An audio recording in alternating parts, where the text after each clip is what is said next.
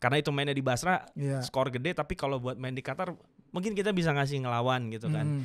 Nah satu-satunya laga yang untuk bikin muka kita nggak terlalu jelek adalah lawan Vietnam.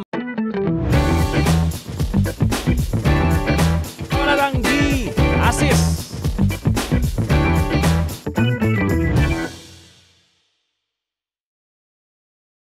Selamat datang di Asis, salah satu podcast yang membahas tentang sepak bola Indonesia. Dan sekarang ada gue setelah sekian lama lagi berpodcast, Alvino, yang akhirnya bisa kembali lagi untuk podcast-podcastan lagi. Dan kali ini gue ditemenin sama Abang Da, Kanda senior terhormat bagi saya, yang terhormat yang di Pertuan Agung, ngeri. Bang Rais Adnan. Aduh, apa kabar Vin? Gak usah basa-basi lah. Gak usah basa-basi ya. Lama banget. Najis banget gue, kayak apa kabar sih gitu kan. Terus kayak tapi emang ini pertama kalinya gue sama lu ngobrol in frame ya. Iya benar. Ngobrol. Ya maksudnya udah pernah tapi gak sering gitu ya. Gak sering ya. Gak sering. Dan kenapa gue sama lu, karena obrolan di luar frame ini ya terlalu seru gitu kan. Jadi kenapa kita nggak bagi di sini dan nggak ada salahnya juga kita bagi di sini ya. Mungkin kalau ada bocor-bocor ya gimana gitu. Nah itu dia tuh yang bocor-bocor yang kita cari. Iya kalau di platform yang lain ada bocor anu gitu kan. Mungkin kita bisa jadi bocor anu jadi bola gitu kan. Nah ini di Asis ini ada beberapa segmen dan betul. Ini masuk di segmen 1 ya, langsung aja lah kayak yang masih hot baru-baru banget, dimana sekarang lagi masuk masanya fasenya Piala Asia kan. Betul. Semua hype media lagi ngomongin Piala Asia, pandit bola lagi ngomongin Piala Asia, kritikus terkenal lagi ngobrolin Piala Asia gitu kan. Iya. Ini nggak tahu abis ini positioning kita mau jadi support atau kritikus, kita nggak tahu ya. Tapi yang jelas betul. Hasil semalam kalah lagi. 5-0 dari Iran. Cuman gue dulu mau ngomong, menurut gue itu calculated loss bagi timnas. Itu calculated. Kalah sama Iran tuh gue udah pikir pasti ini mah pasti kalah gitu. 5-0.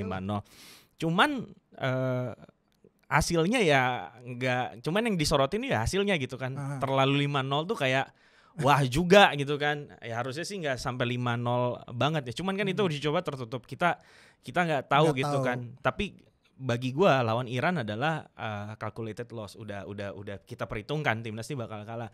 Yang jadi sorotan kan justru di 2 laga sebelumnya. Lawan Libya 2 kali itu.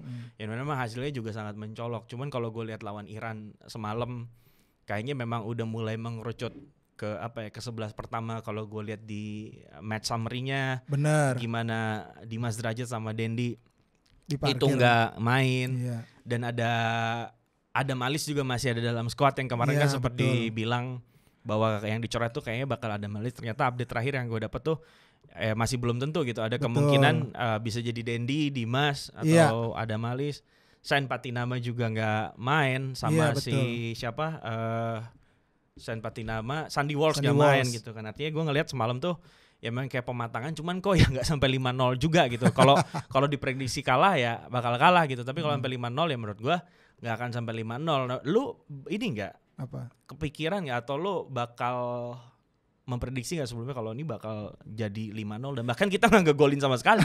Gini, kalau prediksi ya benar, kalah ya kalah memang. Kalau misalnya banyak gue tuh sebenarnya sudah menurunkan ekspektasi gue terhadap timnas ya. Waktu itu di awal-awal sebelum kualifikasi Piala Dunia 2026 yang laga perdana lawan Irak, itu ekspektasi lumayan tinggi tuh. Termasuk gue yakin fans sepak bola Indonesia juga ekspektasinya tinggi ya. Ternyata kalah, dihajar sama Irak 1-5. Kemudian cuma imbang. Yang mati di tengah jalan. Iya.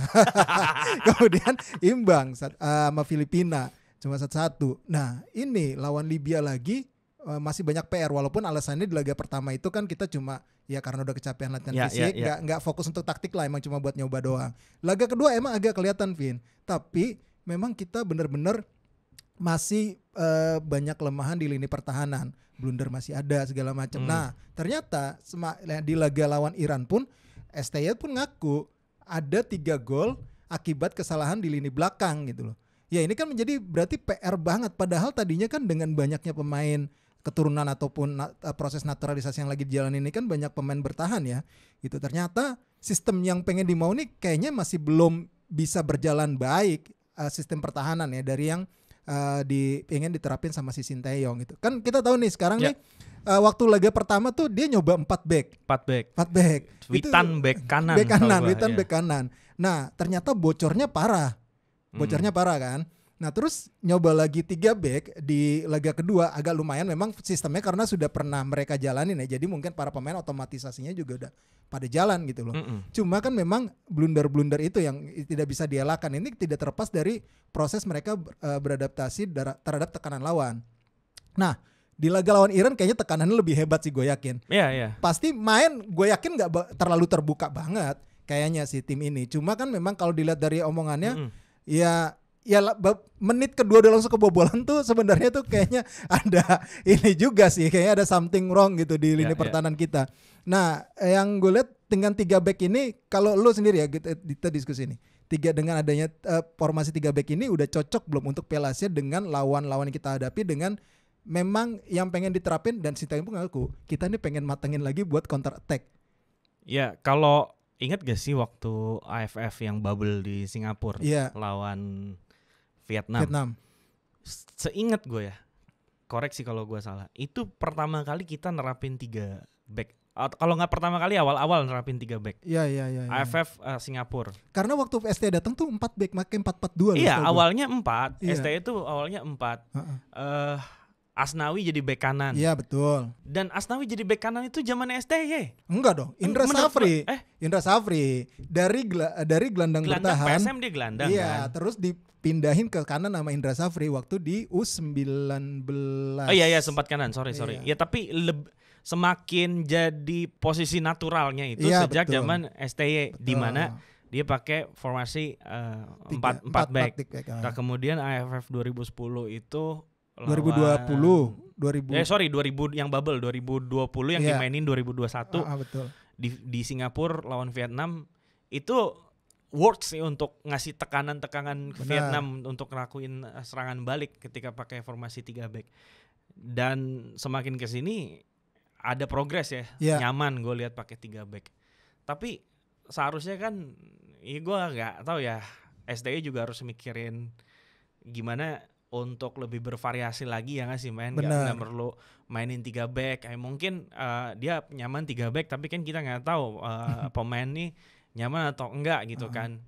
Ya gua rasa sih kalau memang ada kecenderungan untuk main counter pakai 3 back, bisa jadi gitu kan. Karena yang gue lihat nih dari 3 back sejajar yang dimain ini, bisa jadi emang adalah back tengah yang punya opsi posisi sebagai halfback, ya nggak sih? Iya, benar. Sandy Walsh lu bisa mainin jadi halfback, dan lain-lainnya juga nanti yang baru-baru kayak si Nathan lu jadi halfback. Tapi kan nih kita ngomongin yang terdekat dulu deh, ngomongin Piala Asia nanti. Kalau lu lihat lawannya nanti Jepang, Irak, Vietnam. Kalau Jepang gue udah pesimis lah. Kalau Irak mungkin kita masih bisa ngelawan ya, walaupun terakhir dikalahin 1-5 gitu. Dan emang gue dengar ceritanya waktu kalah 1-5 sama Irak tuh, itu Stadion Basra tuh katanya orang Indo tuh merinding banget gitu, karena masa sih? Serius, ini nggak biasa mereka lagi. Enggak, ini gue cerita si staff ya. Jadi stadion itu gede banget kan. Kapasitasnya lebih gede dari GBK kalau salah. Iya, di Basra itu stadion gede banget. Terus si staff ini keluar stadion. Stadion segede gitu full lo liat di TV. Tapi pas lu keluar, lu nyaris gak dengar suara sama sekali itu di dalam. Oh iya? Jadi kebayang gak sih lu supporter chance dan suaranya masuk ke dalam semua gitu. Ya. Jadi kalau sebelum lawan Irak kan sempat ada cyber kayak gue akan ngasih pressure lah apalah yang si Mark Locke ngomong, gue nggak takut. Emang pressure-nya ya kebukti gitu. Itu cerita dari Irak ya. Pokoknya balik lagi ke Piala Asia, karena itu mainnya di Basra, skor gede. Tapi kalau buat main di Qatar mungkin kita bisa ngasih ngelawan gitu kan.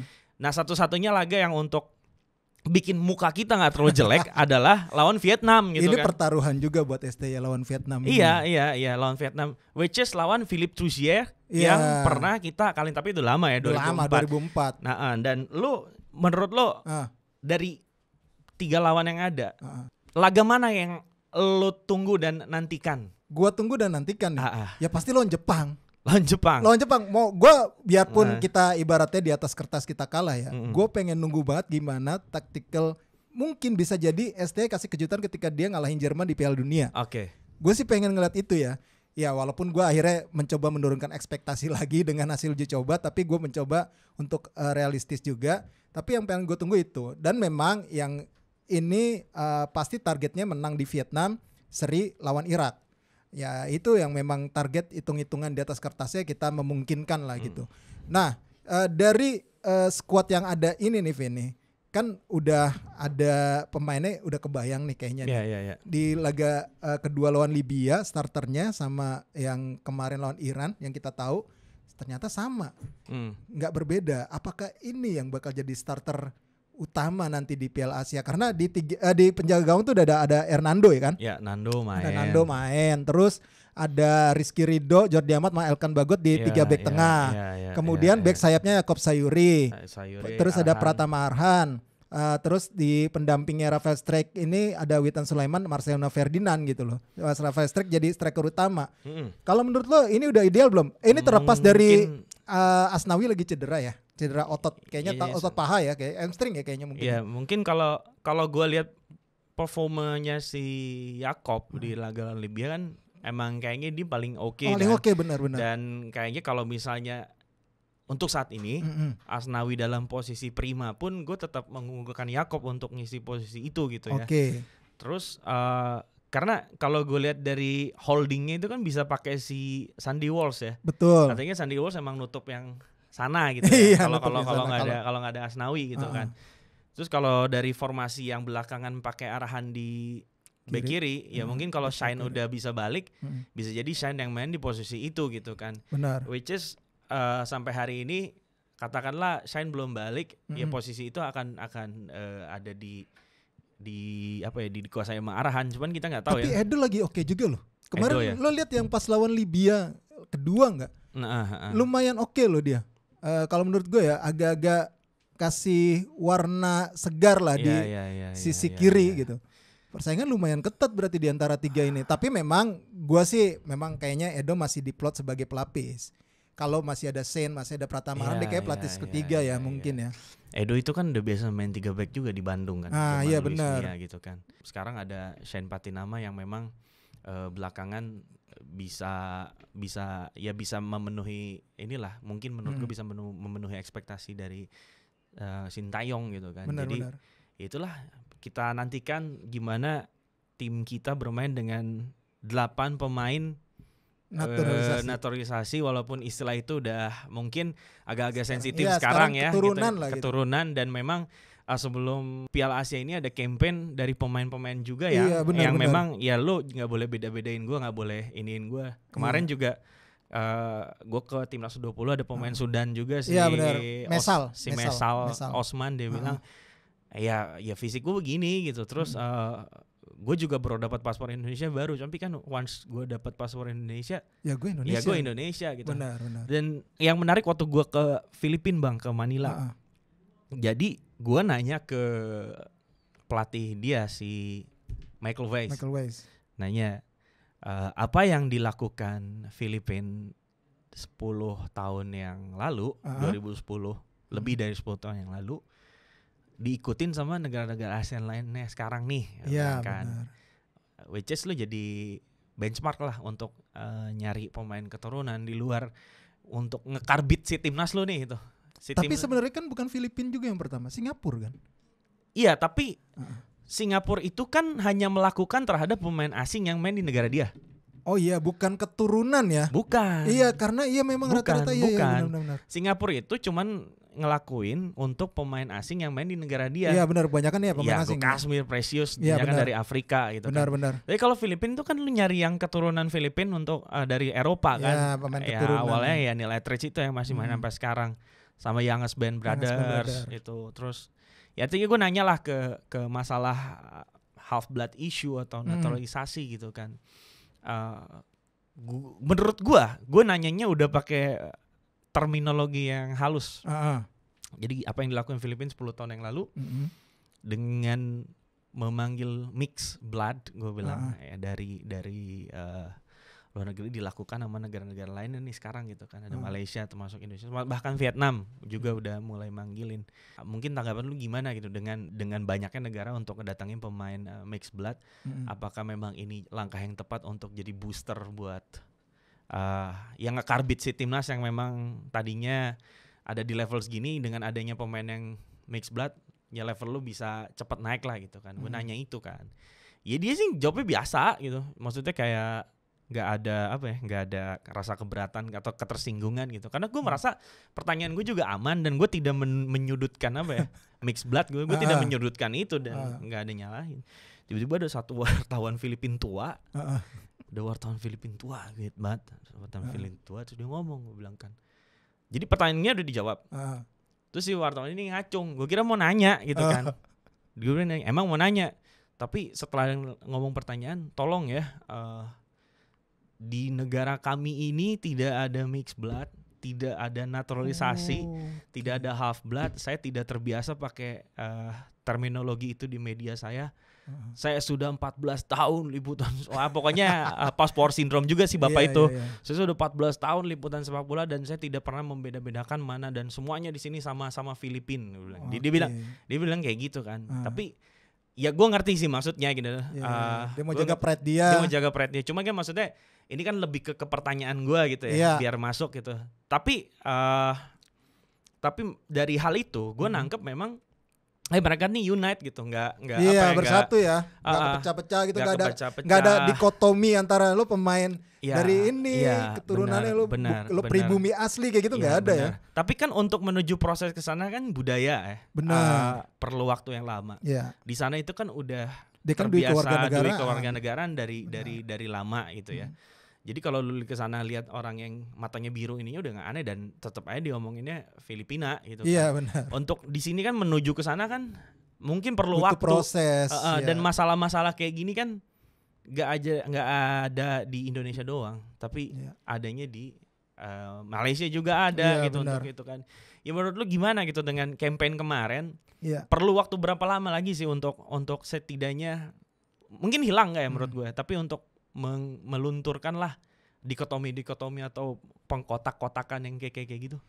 Gue gini, pertama ini kan isunya sejak makin maraknya proses naturalisasi yang memang coba digalakan sama PSSI di eranya Pak Erick Thohir ya. Benar. Ya kan, ini benar-benar dia sebenarnya kan niatnya Pak Erick itu ingin mengumpulkan para pemain terbaik lah sebenarnya. Mau lo dari antah berantah mana gitu, lo bisa bela timnas gitu, yang pemain terbaiknya gitu. Kalau lo punya kemampuan itu dan kemauan itu, intinya kan itu. Yang penting kan sekarang yang di proses itu adalah harus keturunan punya darah Indonesia yang terdekat lah, minimal sampai kakek. Sorry, tapi itu di FIFA juga emang begitu kan? Iya begitu. Di as FIFA long as bisa proven kalau memang lu ada keturunan secara dokumen, cepet. Lu boleh main langsung kan? Kejadiannya Mark. Benar. Mark Locke kejadian sama kan? Ezra. Iya, sama Ezra. Kalau Ezra sebenarnya dia itu gue nggak, karena dia kan bapak langsung. Tapi bapaknya melepaskan warga negaranya. Benar. Itu agak ribet tuh. Mesti nunggu 5 tahun dulu kan. Sama kayak yang U17 terakhir yang orang Swiss. Amar Berkik. Yang nggak jadi, Amar Berkik.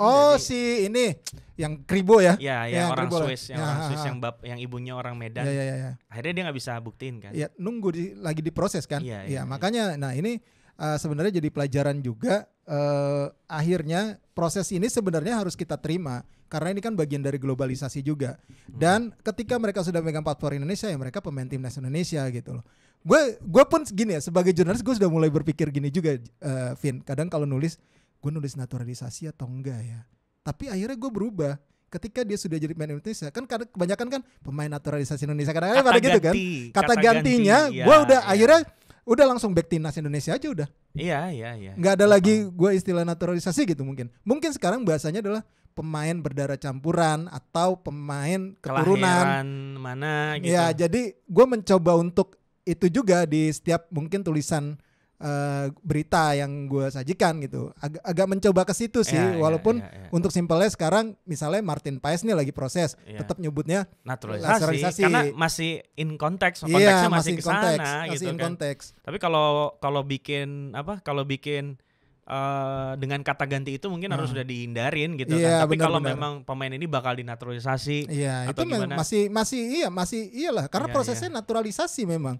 Perpindahan federasi dan perpindahan warga negara. Itu kan. Ya inilah yang sebenarnya sekarang kalau gue ngeliat campaign itu adalah campaign yang tepat. Balik lagi. Benar-benar bikin hook lah kalau gue bilang gitu loh. Hook ke semua orang yang masih mengkotomikan soal pemain naturalisasi, pemain keturunan, pemain lokal gitu loh. Biar bagaimanapun mereka juga anak bangsa, mereka juga nggak minta kok dilahirin di negara lain gitu loh. Kalau bisa memilih mungkin mereka juga pengen lahir Indonesia mungkin loh. Rasa cinta mereka tunjukkan, ya saat ini ada kesempatan itu yang mereka coba lakukan gitu sebisa mereka. Terlepas katanya ya lu kan ibaratnya kalau lu di timnas Belanda lu nggak mungkin milih kesini gitu loh. Tapi kan biar bagaimanapun kita harus menghargai itu. Ketika dia sudah memilih kayak misalnya kita JIJS tuh akhirnya sudah resmi lah kemarin terakhir kan sayangnya telat lah kalau untuk didaftarkan ya. Nathan Choaon tinggal disumpah.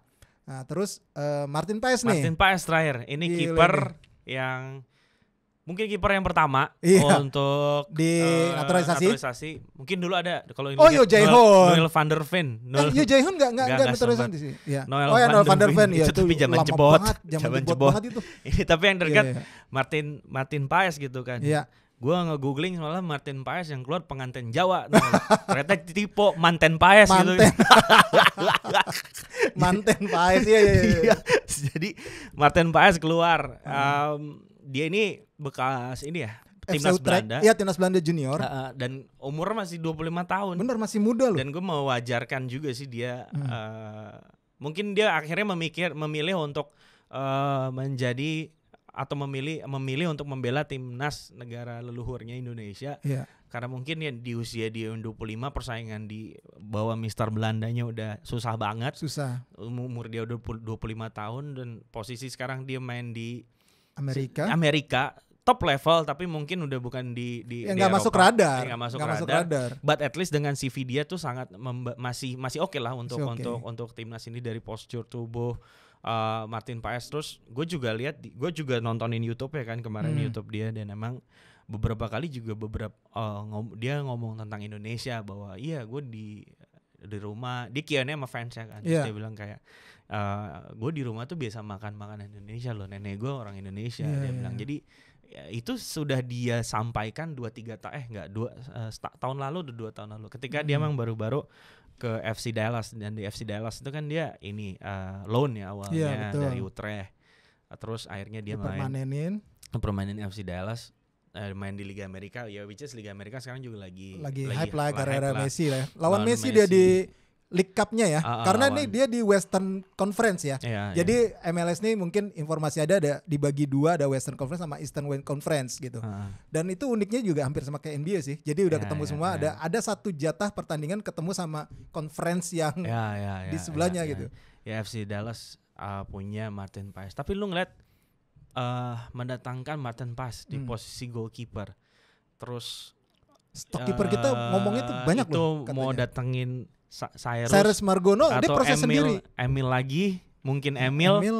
Menurut gue Emil juga udah harus realistis sih sekarang kalau dia kalau dia lihat karir dia gitu kan. Ya mungkin lu harus udah bisa ngikutin kayak Neil Etheridge nggak sih gitu kan. Iya sih, harusnya sih. Tapi ini juga bisa jadi harusnya jadi pelecut semangat juga kiper-kiper kita lokal. Kalau dulu tuh gue nyebutnya kita tuh nggak kehabisan stok kiper loh. Jaraknya memang agak panjang-panjang kan. Sebelum akhirnya Kurnia Mega sakit gitu ya. Itu kan Kurnia Mega terus tuh. Kalau dia nggak sakit mungkin akan panjang. Andri Tani pun kan akhirnya nggak bertahan lama. Harusnya kan di lapisnya kan Randi Tani ya, tapi langsung Nadeo. Terus Rido waktu itu. Akhirnya Rido, Nadeo tersingkir, Hernando sekarang. Hernando yang dari U16 itu jaraknya jauh loh. Sekarang dia bisa jadi opsi pertama untuk kiper timnas gitu. Ini datang lagi Martin Paes. Wah, ini bakal nambah sengit sih posisi penjaga gawang, gue yakin. Ya Martin Paes. Tapi dengan dia main di mana? Dengan dia main di luar Asia ya.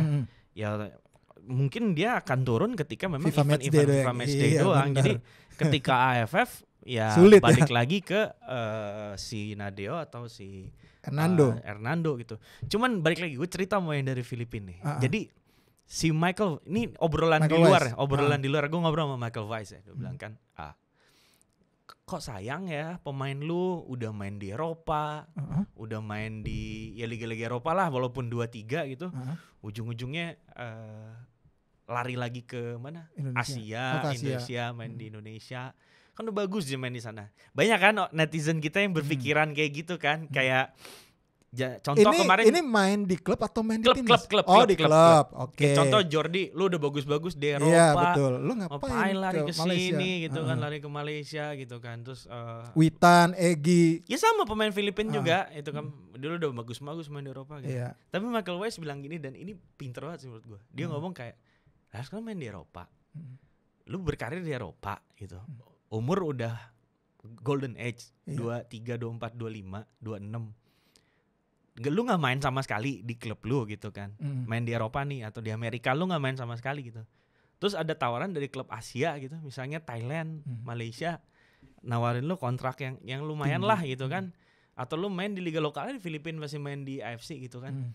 Gua sih minta selagi lu gak dimainin di sana, lu mending main di Liga Asia gitu. Satu lu tetap dapat jam reguler. Kedua, kalau lagi FIFA Matchday AFF, lu nggak akan jet lag lu nggak akan jet lag gitu, lu cepat recovery-nya cepat gitu, nggak kayak capek gue manggilin lu dari Belanda dari mana untuk kesini itu perlu waktu lagi gitu. Dan sekarang pemain gue banyak yang bule tapi mostly masih main di Asia gitu, ya at least di Australia lah yang nggak ada perbedaan jam, jadi kayak gitu. Nah ya mungkin gue nggak tahu kedepannya si pemain-pemain Eropa ini akan seberapa lama bertahan di sana atau mungkin akan ke Asia gitu kan. Karena yang gue dengar juga kan ada AFC Elite Champions League ya, betul. Yang dimana klub bebas ngambil pemain mana, warga negara mana aja selagi Asia atau bebas, gue nggak ngerti gitu kan. Apa juga mungkin Saudi akan sebebas itu untuk pakai pemain Asia, kita nggak tahu. Dan ini mungkin bisa jadi advantage juga, keuntungan buat pemain yang punya paspor Asia gitu. Kita nggak tahu ke depannya pemain yang punya paspor Asia ini punya keuntungan apa gitu. Tapi di timnas Indonesia sekarang, ngomong-ngomong sebelum masuknya Martin Paes dan nanti di Piala Asia nanti, skuad ini kan termasuk yang skuad termuda, skuad termuda. Tapi gue sih mikir muda ini cuma angka ya. Sebenarnya pengalaman mereka udah selevel yang di internasional. Tapi lu ngeliatnya dengan dilabelkan sebagai skuad termuda, ini gimana lu ngelihat tim ini, anak-anak ini ngaruh gak sih? Gini, sebenarnya kalau skuad termuda ini agak senang juga ya. Ini bukti bahwa kita sudah bisa memulai regenerasi dengan baik. Karena ini kan para pemainnya kan rata-rata mungkin ada 11 yang di bawah 23 tahun.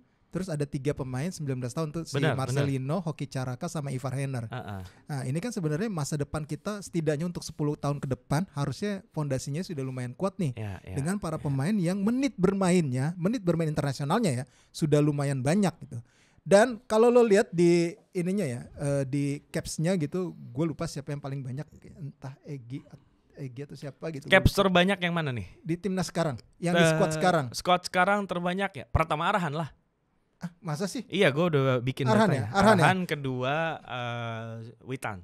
Witan itu adalah top skor sekarang di skuad timnas sekarang gitu loh. Nah ini kan membuktikan sebenarnya mereka adalah memang fondasi untuk 10 tahun ke depan gitu. Dan itu sudah ditanamkan dari sekarang dan ini adalah langkah yang bagus. Walaupun nanti kita amit-amit sih jangan sampai kalah telak lah. Ibaratnya para pemain ini kan baru mulai nih bisa untuk jadi fondasi yang akan cemerlang di 4 tahun Piala Asia ke depan. Ya mudah-mudahan sih, kalau syukur-syukur kita berharapnya sih berprestasi langsung ya sesuai target 16 besar gitu. Tapi gue ngelihat ini adalah fondasi yang bagus banget gitu.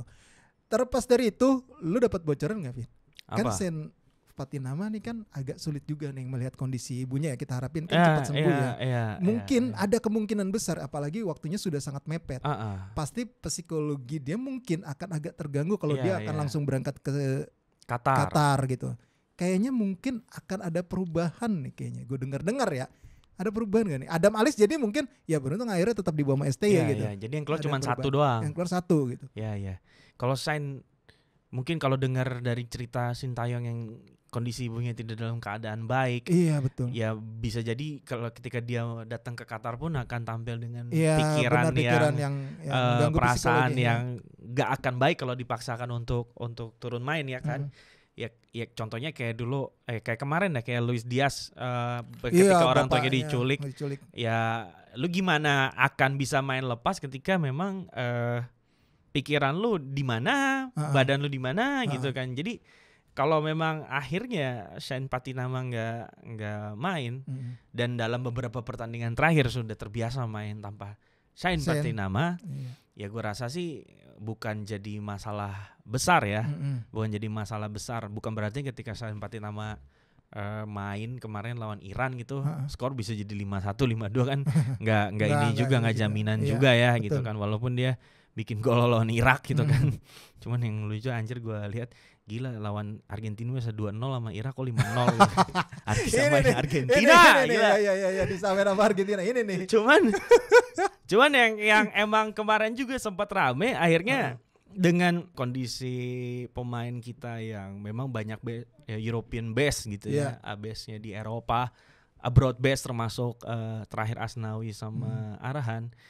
Ya kita diprediksi dua terbawah untuk memenangkan turnamen sama si super komputer itu di atas kertas, secara hitung-hitungan gitu kan. Yang dua teratas tuh Jepang sama Korea. Ya Jepang, Korea yang emang langganan tim nasional juga langganan Piala Dunia.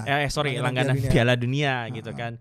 Ya Indonesia, Malaysia, Hong Kong jadi yang 3 terbawah gitu ini kan. Ini kayaknya angkanya mirip-mirip lah. Iya benar, 0,2% ya kita ya.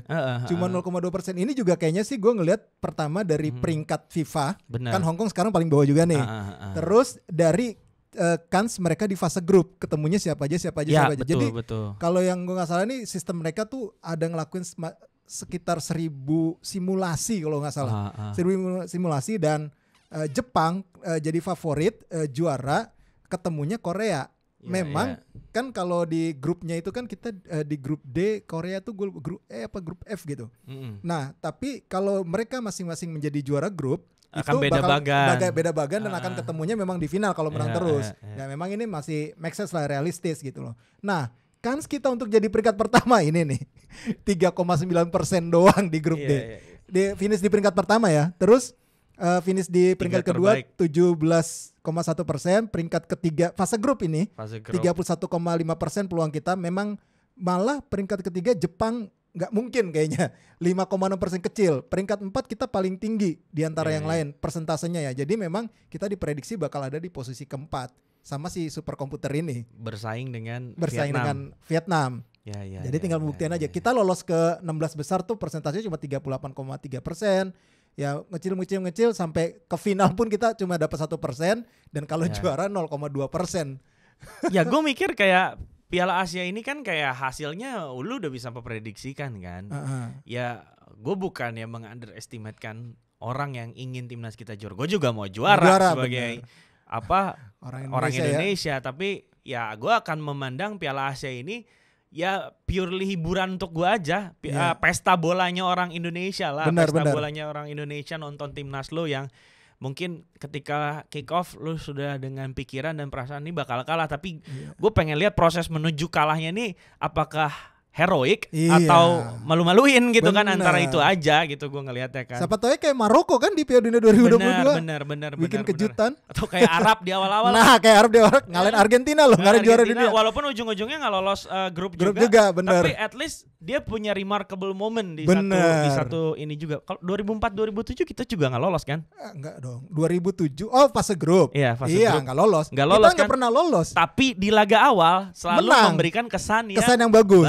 Kesannya bagus. Kita lihat nih gimana nanti di tahun ini gitu kan. Bener. Yang biasanya kita kita selalu ada remarkable moment lah. Gimana dulu 2004 tendangannya Ponario ngalahin Beb Tusier.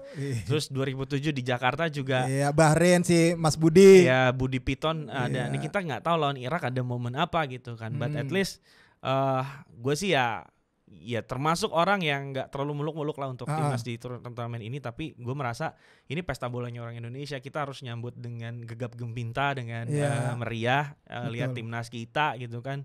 Dan ya memang kalau bicara hasil ya kita juga kayaknya nggak terlalu kasih ekspektasi tinggi ngelihat persaingan di grup ini gitu. Iya benar. Ada apa lagi yang baru yang di timnas? Menarik adalah fisioterapis khusus didatengin sama Shin Tae-yong. Ini fisioterapisnya namanya Choi Ju-yong. Jadi sebelum ke sini dia itu sebenarnya kemarin 5 tahun sama Park Hang-seo di timnas Vietnam. Terus dia ngomong, lu ngapain ke Indonesia? Dicerita tuh di videonya yang ini ya, kalau misalnya nanti ditambahin dicerita tuh. Kenapa lo ke Indonesia gitu loh?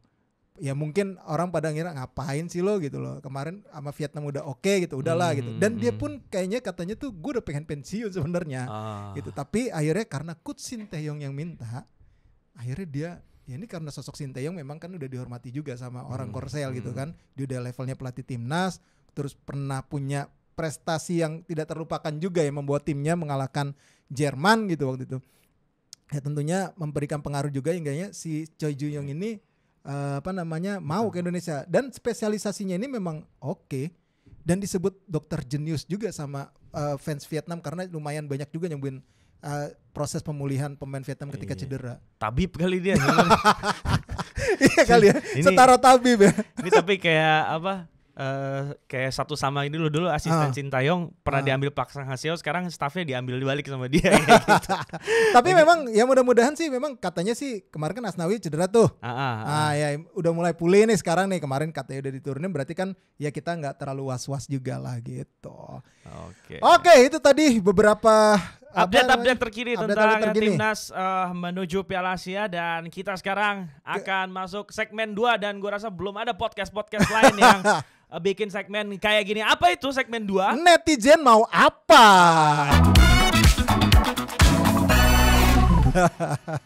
Jadi di sini tuh kita pengen ngebahas komen-komennya para netizen nih. Netizen kita pengen ngebahas nih, kan kita harus tampilin nih aspirasi kita harus. Tapi lu udah kurasi kan? Udah kurasi. Jangan-jangan ada komen gue nyangkut.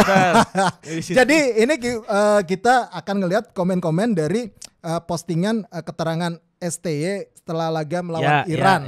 Nanti kalau boleh diputar dulu nih, kita putar dulu nanti komennya STY pas setelah laga lawan Iran di akun Instagram Timnas Indonesia. Oke. Di akun Instagram Timnas Indonesia. kita dengerin dulu sebentar mungkin. 경기 결과는 사실 실망스럽지만 우리 선수들은 너무 열심히 해줬고 경기 내용은 생각보다 잘해줘서 괜찮다. 그렇게 생각하고 있다. 분명히 오늘 경기에서 우리 수비진들의 보이지 않는 미스테이크 3개나 하면서 사실 실점을 3골은 그냥 우리가 헌납했다고 생각하고 있죠. 아무래도 우리가 밀리는 경기, 그다음에 공격수들의 골 넣을 수 있는 기회가 적어졌는데 실질적으로 이제 우리가 모든 경기에 좀 밀릴 수 있는 부분은 많이 생기지만 기회가 왔을 때 골 넣을 수 있는 저는 그런 전술 훈련도 좀 만들어서 나가야 된다 생각합니다. Oke, nah yang pertama tuh itu tadi komentar dari Coach Shin Tae-yong ya. Itu tadi komentar dari Coach Shin Tae-yong, jadi udah jelas komentarnya. Nah kita lihat nih komennya dari netizen nanggepin komentar itu. Sekarang ada dari KY_Eki. Realistis aja sih sebenarnya. Semalam kita lawan timnas Iran ya. Peringkat FIFA-nya aja di rank 21. Mereka juga sempat lolos ke babak 16 besar Piala Dunia. Tapi kenapa banyak netizen kita yang berekspektasi kita bakal menang atau seri? Apalagi semalam mereka juga sempat menggunakan pemain tim inti mereka. Kalau gue nanggepinnya kalau ini kan benar kata gue kan, ya lu realistis aja gitu. Kalau lawan Iran ya calculated loss aja gitu. Cuman yang dibahas tuh kan ya itu berapanya gitu kan. Tapi kalau dia ngomong nurunin pemain inti mereka, ya enggak juga loh. Sardar Azmoun tuh enggak main tuh. Iya benar, Sardar Azmoun enggak main. Zidane Iqbal gue juga kayaknya enggak ngeliat deh. Itu Irak, Pak. Astagfirullahaladzim, itu Zidane Irak ya. Lupa gue. Iya Zidane Iqbal Irak. Pak, itu kan. Jadi ya benar juga sih, lu ngapain berekspektasi sama itu gitu kan. Benar. Dan bagusnya nggak disiarin sih gitu. Iya. Jadi ya udah lu lihat hasil aja gitu. Kalau enggak, kalau orang yang kesel nonton bareng bakal kesel banget tuh nontonnya. Bakal kesel dan bakal ini lagi menjudge lagi, bakal menghakimi lagi. Nih agak-agak positif nih si Eki nih. Nah terus kita beralih ke Jais Maulana. Ekspektasi fansnya terlalu tinggi, kala dihujat menang disanjung. Pemain main juga mainnya nggak begitu lepas banget waktu lawan Libya. WK. Tapi kalau lawan Libya benar sih, kalau pada gahar tuh pada marah gitu karena kan lu mikirnya lawan Libya doang gitu. Terus peringkatnya nggak terlalu jauh juga ya. Pemain dia juga nggak terlalu pemain banyak inti. Pemain muda loh. Banyak pemain muda. Dia lagi regenerasi juga. Iya Libya gitu kan. Jadi kalau memang banyak yang kecewa, at least kita kan sama Libya harusnya ya bisa lah satu level gitu ya. Ini marah kalah. Mungkin kalau lawan Libya gue paham, gue juga kayak kenapa harus gini sih gitu kan, kenapa harus gini gitu. Yang pertama mungkin masih memaafkan gitu kan, tapi mungkin Jais itu sama kayak gue gitu. Lawan Iran nggak begitu, ya udahlah kalau kalah. Tapi lawan Libya lu kenapa mesti kalah? Masih gitu kecewanya kan? Berasa ya, kecewa banget ya. Walaupun itu cuman sebagai friendly gitu kan, tapi ya nggak harus kalah juga gitu kan. Nah ini kita ke Cemadrian_quotes. Padahal saat lawan Curaçao pertahanan kita masih kuat, tapi kenapa setelahnya jadi mudah blunder? Gak usah lawan Curaçao, lawan Argentina ya dibandingin tuh. Iya. Ya kan banyak yang membandingin lawan Argentina. Gak usah lawan Curaçao mas, lawan Argentina aja. Kenapa lawan Argentina cuma 2-0, tapi lawan Iran bisa 5-0? Susah sih bandinginnya, karena itu kan friendly ya. Friendly match. Argentina juga gak serius-serius amat sih menurut gua. Argentina terlalu friendly. Terlalu friendly gitu loh, makanya cuma kalah 0-2 gitu. Ya, coba deh kita, ya itu dia, pertandingan tertutup ya, kita nggak bisa lihat ya. Benar, lawan Iran ya. Jadi gue juga nggak bisa bandingin ketika Jepang ngalahin Thailand 0-5. Nggak bisa. Iya 5-0. Jadi karena ya itulah, walaupun levelnya Jepang sama Iran kan sama ya gitu. Sekarang Jepang peringkat pertama Asia, Iran peringkat kedua, dan Thailand tuh ibaratnya ya ini sama kita lah gitu. Ya nggak sulit juga ngebandinginnya, kenapa gitu. Thailand aja yang serapih itu pertahanannya, bobol dan bunuh diri sih Elias Dola. Iya, problematik juga tuh timnas sebelum ini main ya. Iya. Pemainnya ada yang nggak mau main. Iya bener. Iya yang Thailand ya. Thailand Canatip cedera. Iya Canatip cedera. Ekanit Panya nggak mau main. Nggak mau main, milih. Terus terakhir tuh siaran Piala Asia nggak ditayangin di negara mereka, nggak ada broadcast yang ngambil. Gile. Segitu Thailand. Padahal Thailand tuh fanatik sama bolanya gokil juga loh. Kita nggak tahu lah. Oke, selanjutnya myflicker_, pertandingan berjalan dengan baik tapi timnas dibantai coach Hade. Nggak habis Fikri sama nih coach Korea satu ini. Siap, pertandingan yang mana nih? Iya. Kalau dia lawan pertandingan lawan Iran, Sakti dia dapat link dari mana itu bisa nonton. Bisa lihat di pertandingan udah berjalan dengan baik. Bener. Hebat. Bagi link dah. Terus Andre Tarigan, bagi gue kalah menang tetap support timnas Indonesia. Percaya salah satu penyebab menurunnya performa atlet di cabang olahraga manapun, baik sepak bola maupun bulu tangkis yang saat ini sedang menurun, yakinlah itu gara-gara oknum netizen itu. Stop sampai situ. Gue udah ngerti. Jadi memang gue pernah ngobrol sama Simon McManamy ya di Kamboja tuh. Emang dia bilang dia termasuk orang yang nyalahin netizen Indonesia juga terhadap penurun performa timnas. Karena dia menganggap mungkin ini dia mengutarakan dengan kekecewaannya, tapi tidak ada salahnya juga lu ngedenger apa Simon bilang bahwa dia memang kayak ya udah mereka tuh kayak monster aja gitu, nggak sportif lah gitu maksudnya. Oke, maunya menang terus gitu. Iya, dan Simon tuh kayak lu jangan salin kalau pemain jelek itu ya karena supporternya yang terus kasih teror ke dia. Kata Simon kan kata tapi gue. Tapi pas zamannya Simon timnas busuk banget sih. Iya. Performanya ya. Iya. Mungkin yang jadi Simon busuk banget, tapi yang dia bilang ini udah keterlaluan sih sampai terornya tuh. Oke. Ya. Jadi memang harus lebih rasional lagi sekarang ya kalau kritik ya. Iya. Mungkin nggak personal atau nggak nyerang itu yang, ini ya. Yang paling nggak enak tuh kalau udah personal tuh udah parah. Kalau lu di sosmed lu pribadi, it's okay gitu. Tapi kalau lu udah masuk ke komen si pemain atau sampai DM pemain tuh kayaknya yang Ya. Gitu kan. Oke, sekarang Ahmad Riyadi kayaknya namanya nih. Ahmad Riyadi _ sudah jatah blunder habis di uji coba terakhir ini di Piala Asia, gak boleh blunder lagi. Amin. Harus jangan sampai ada blunder lagi, karena kesalahan sedikit aja fatal bisa akibatnya. Karena ini levelnya udah level Piala Asia. Terus modal kalah 2-0 sama Argentina jadinya ketinggian sama timnas. Benar.